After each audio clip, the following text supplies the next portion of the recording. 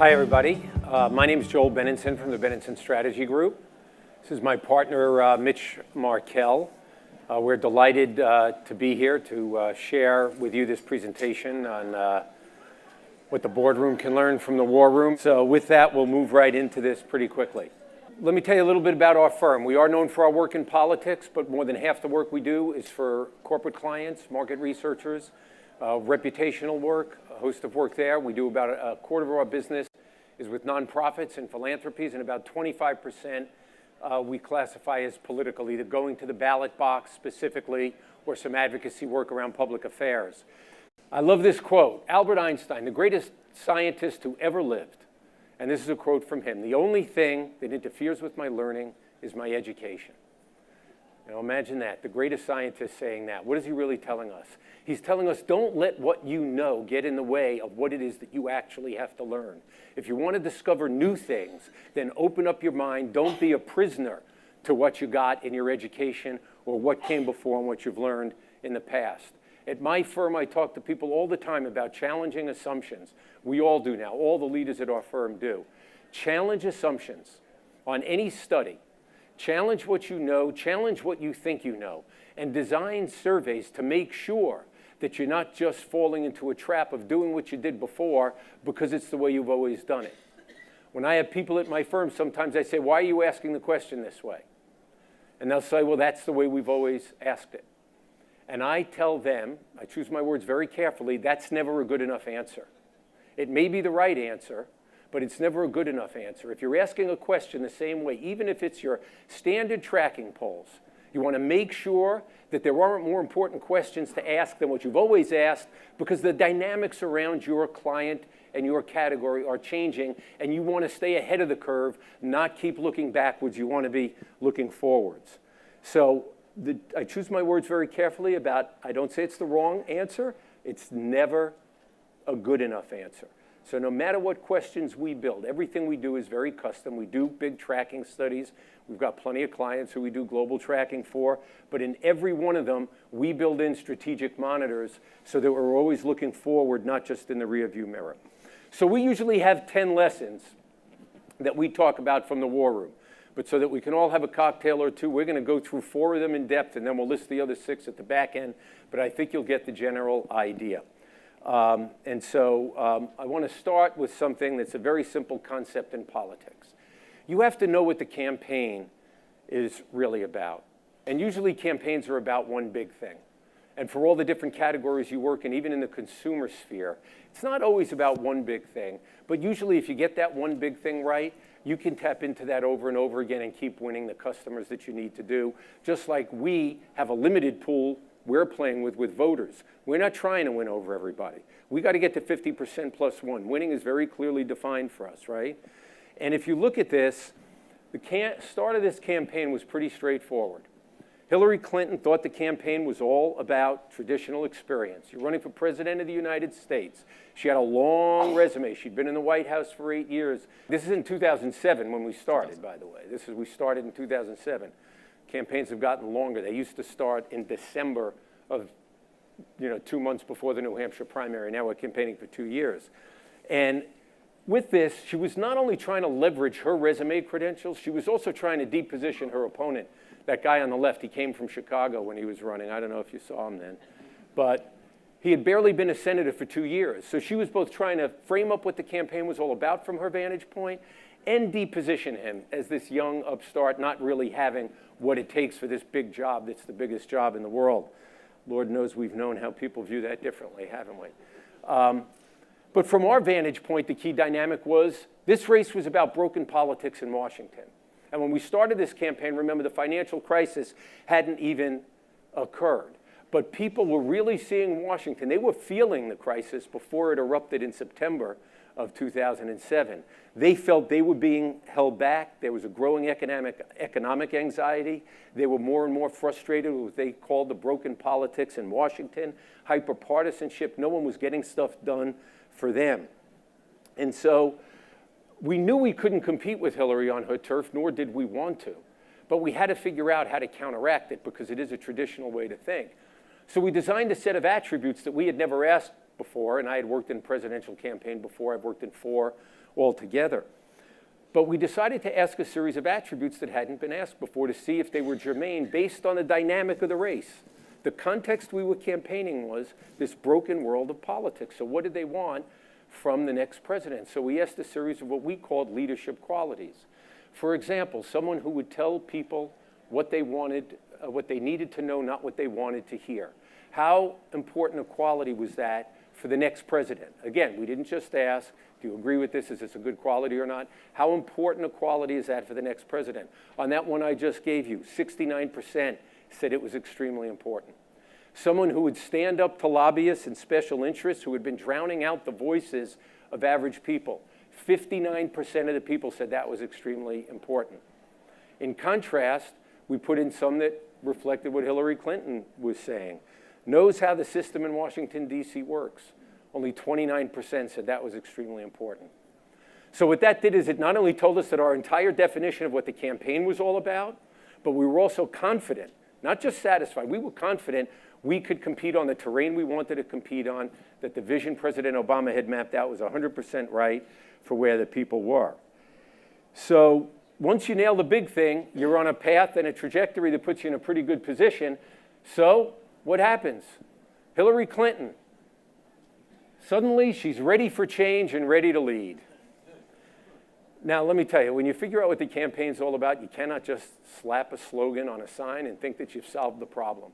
What the campaign is all about and your identification of it in a way that gives you a path to winning has to be authentic to who you are. There was nothing authentic at that moment about Hillary Clinton as a change candidate. She was so well known and so much part of the establishment that she couldn't really take that ground over. And so that was a very short-lived effort, and it never really caught on because she couldn't be the change candidate after being the Washington insider who has all this experience to lead. So authenticity matters extremely. And I think the other thing about this notion of what the campaign's all about, I have a mantra on presidential campaigns. I've been in 4, and I should say, by the way, I was Hillary Clinton's pollster and senior strategist in 2016. So I've gotten to know her pretty well over the years from both sides. But I think like a lot of the challenges you face when you're trying to reach people, you know, their decisions are usually, and presidential campaigns are about big things, not small things. They're about the future, not the past, and they're about their lives, not your life. And it doesn't mean bio and experience doesn't matter, but at the end of the day, connecting with them, as I said, where they live and about their lives. And as corporate marketers, you know, too often we talk about ourselves, to be honest with you. We don't find those pathways in. And the key to success in that world is really figuring out what's the authentic way to connect with their lives in a meaningful way. I think a good example of that in your world, we got any people from P&G or Gillette here? No, good. Just take a look at Gillette versus Harry Shave Club. How do you take a power brand like Gillette, who has so missed the conversation that's taking place about shaving? Look around the room. How many men have facial hair? Mitch didn't have a beard till he worked for me. Suddenly he grew a beard, right? I thought it was but it's okay to go on Wall Street or a law firm now with 2 or 3 days growth, right? So being able to connect with people where they live, having a conversation about the technology of your razor when men are just simply shaving less is a frivolous conversation. They've missed the mark by a mile. So let me give another example from the corporate world. Weight Watchers, client of ours. Everyone here, I'm sure, has heard of Weight Watchers, probably have a favorable opinion of Weight Watchers. You may or may not have used them personally, but you probably know somebody that has, somebody that's been successful with them. They're one of the world's leading weight loss diet management companies. Well, back in 2013, 2014, even the beginning of 2015, they were out there with their normal communications talking about diets. We're having a weight loss plan, a support system for you. We can help you with the hard part. They were talking at their consumers. You can't do it without us. You need our help. We're the only ones that are going to be able to help you succeed. And for years and years and years, that was a great message, and they were successful doing that. But the world changed on them. Right? They didn't realize what this campaign was actually about. And in the beginning of 2015, all of their competitors started talking about different things. The consumer mindset had changed. People were now talking about holistic health. They were talking about eating well and looking good and just feeling great.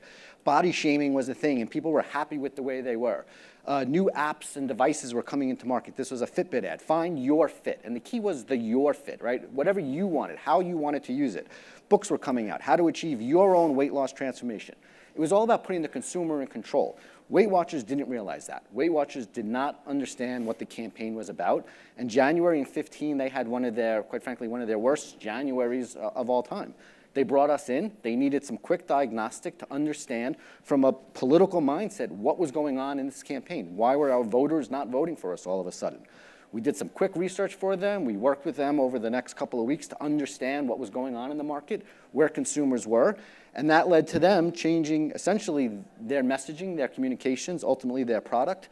They went from talking about diets to talking about what if losing weight was more than just a number on the scale. Their new program, Beyond the Scale, which they've evolved since then. But these were all things that we're now talking to consumers about ways that they can help them achieve holistic health. So before we play a couple of videos for you, I want to talk about this, which is really kind of the ideal situation you get to sometimes, where you can frame the fundamental question up in a political campaign in a way so that you're the only answer. When you do that, you've struck the mother lode, right? And we're going to show you two videos so you can see how it worked. And then I'm going to talk specifically about the evolution of one of them. But this, what you're going to see first is a video of Ronald Reagan and Jimmy Carter debating in late October of 1980 before Election Day.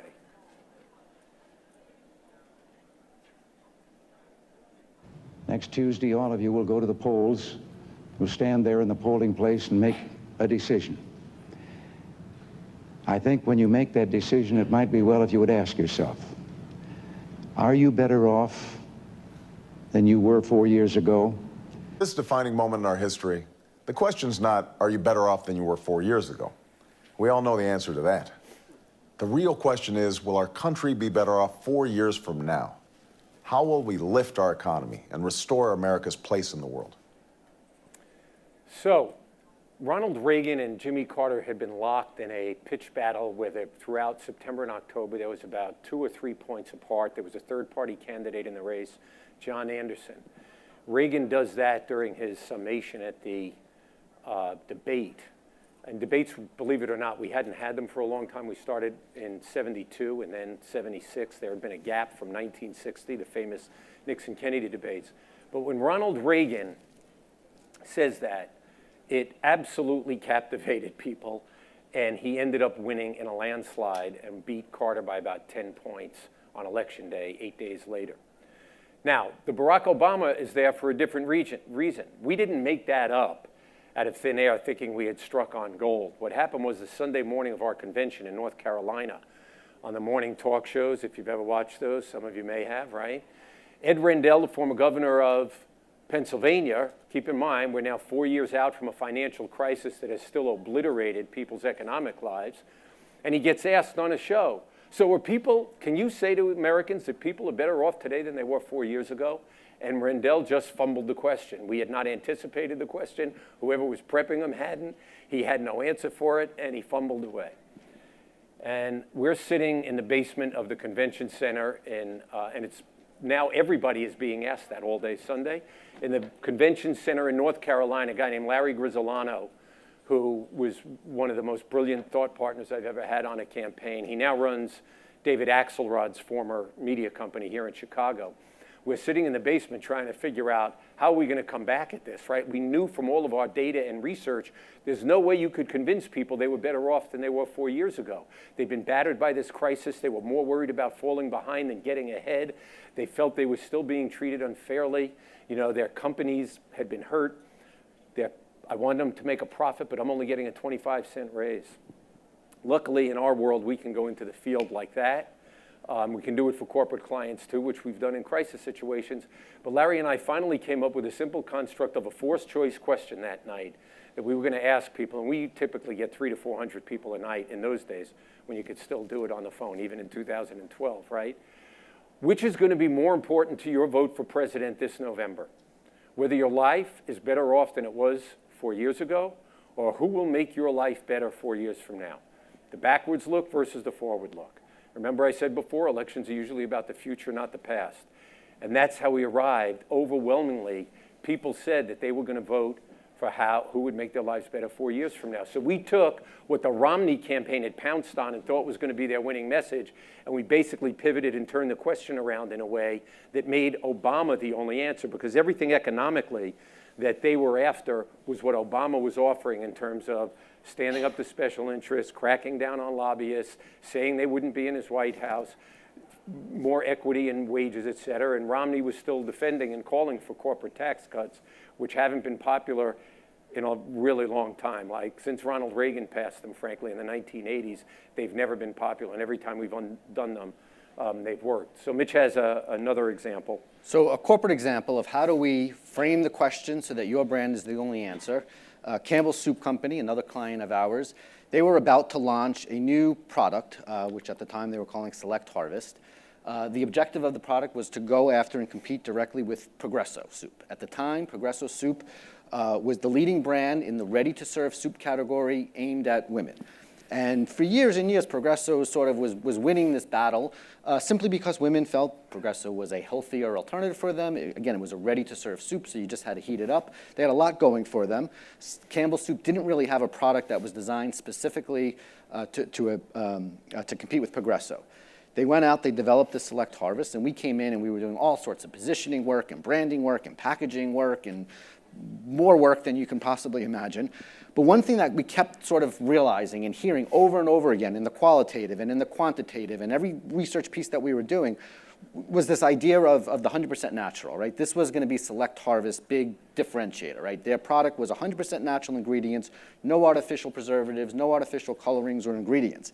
And what was interesting to us in the focus groups, we were hearing over and over again, people weren't surprised that Select Harvest was 100% natural. That wasn't the key thing for them. It was that Progresso wasn't. It was that Progresso was using MSG and Progresso was using artificial ingredients and flavors. And that led us to this campaign, which we tested and sort of optimized over a little bit of time.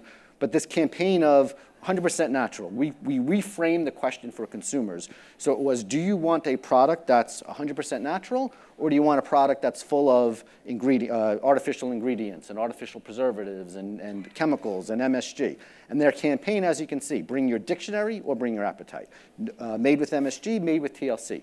We've reframed the question for consumers, or not reframed it, we framed the question for consumers so that we were the only answer. Do you want good stuff in your body, or do you want chemicals and crap?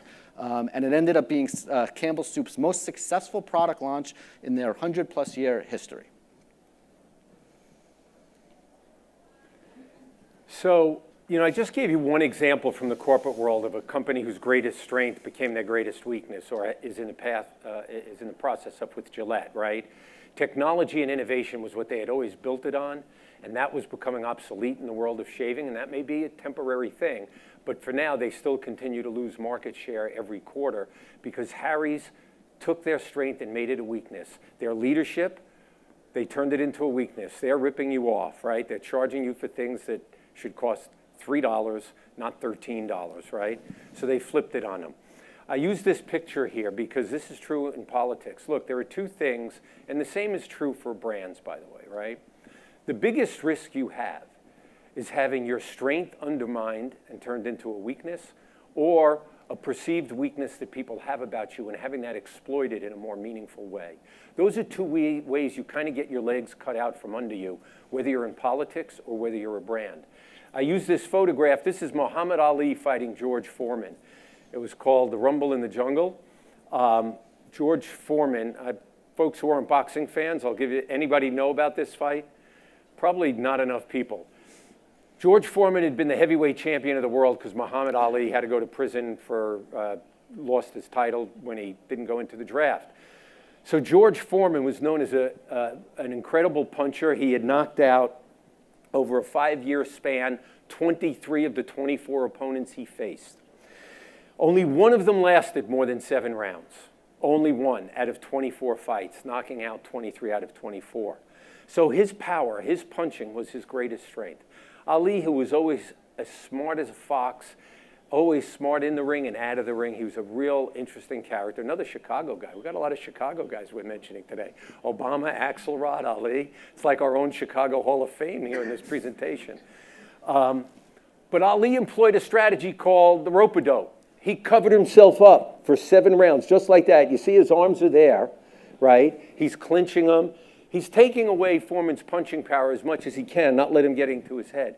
7 rounds, people thought, what's wrong with Ali? He hasn't thrown a punch. Foreman's just pounding on him, pounding on him, pounding on him. And what he had done is he had taken his strength and turned it into a weakness. Because when a 15-round fight and you've only fought 7 rounds more than once in the last 5 years, your stamina isn't going to be what it is. And about 2 minutes into the 8th round, Ali knocked out George Foreman and got his heavyweight title back. He understood that he had to take away Foreman's strength, and he did it in the ring. And I think because this is about as competitive and competitive as you can get, probably even more than politics, as bad as we are. But I use that example to tell the story. Now, you know, I don't want to just dwell on the Obama-Romney campaign, but I feel it's more familiar, and so there are good examples. I could give you some from, you know, Clinton in '96, et cetera. I could talk about a drug company executive we ran against in New Jersey this year. We had a candidate who'd been indicted, tried, and censured by the Senate, Bob Menendez, unanimously, Democrats and Republicans, and we beat him. And we beat him by 10 points. We were outspent $36 million to 9, right? And we beat him by 10 points. Now, New Jersey's a blue state, but what nobody bothered to pay attention to is right now people hate pharmaceutical companies. And believe it or not, as bad as Menendez and New Jersey's reputation is, and I've got a whole hall of shame of New Jersey clients in politics, I assure you, but in polling, the favorability of drug company executives was worse than Washington politicians. And this guy kept touting that he was a drug company executive. So we took what he thought was his strength and used it against him and beat him up on that. In the Romney campaign, Romney was running as a businessman who could have done a better job than Obama because he was so good at it. We never went after Romney's wealth. We never did that. What we did is we took his business record, the practices he engaged in his private equity firm that were odious to people, right? Building up companies, sucking out their profits, piling them up with debt, putting them out of business, and you walk away with millions of dollars. And again, what Grisolano and I did for that one, we didn't want any conventional questions. We wanted to find a real meaningful metric to this so that when we went after Romney, we knew we were in the sweet spot. So we asked a 2-part question on every one of his business practices. We had about 12 of them. Forced choice question. This is the way most businesses conduct themselves, or this is the way some businesses conduct themselves, but it's absolutely wrong. And we wanted the words absolutely wrong in there because we wanted to push it to an extreme. And the second question was whether these behaviors affected people like you. And when we analyzed the data, and we'd never set up a construct like this before in this particular type of scenario, we wanted things that were both extremely high on being viewed as absolutely wrong, but top box on affecting people like them. Because if it didn't affect people like them, this complicated little business thing you're telling them about wouldn't resonate. So we wanted to make sure that they saw it as affecting people like them. And that's kind of the riff that we used on Romney all through the fall in our ads, showing some of those behaviors, including a guy who had built a platform for an announcement in an ad. Turned out the announcement wasn't about some big expansion they were doing. They were shutting down the company, and the guy said, we thought we were building a stage for a celebration. Turned out we were building our own coffins. And it was a pretty powerful ad, and that research helped us take away what Romney thought was his greatest strength. We have a couple of minutes, and we want to get to questions. So I'll quickly give another corporate example. Another client of ours is a regional wireless provider called C Spire. Some of you may or may not have heard of them. They're based in Mississippi. They're headquartered in Mississippi. They were actually family-owned for a long, long time in Mississippi. They pretty much only serve the Mississippi market. But they're a wireless provider. They're going up against AT&T and Verizon and Sprint and Mobile. And they were doing pretty well, but they can never sort of crack further. They can never break into AT&T or Verizon's share. So we started doing some work for them several years ago. And we were talking to their customers to understand, well, why were you using C Spire? Why weren't you using an AT&T or Verizon? And what we were sort of hearing over and over again was, well, they know us. I see their trucks everywhere. I could drive down the highway and I see their headquarter building. There was something intimate about the relationship that these customers had beyond just the wireless providing service. So we took AT&T and Verizon's biggest strength, which was their network, which was their nationwide coverage, their innovation, and we used that a little bit against them. Yeah, they may understand network. They may be able to service 96% of Americans. They may have the largest 4G network, but we work for you. We understand you, Mississippians. And we actually use their strength against them as a way to sort of crack into and tap into that emotional connection that people wanted to have with the companies that were providing their wireless service. And it was also, to Joel's other point, it was very authentic because people did see their buildings all around. They did see their retail shops. They did see their trucks driving in the air. So they believed them when they ran this campaign, we work for Mississippi. I'll do this really quick because it's all familiar and fresh for you, right? Unless maybe some of you haven't heard that Hillary Clinton had this email problem in 2016. Yeah, right, exactly. But the truth is, they knew, the Clintons and some people knew they had this problem before it broke into the news, and it broke pretty early in 2015.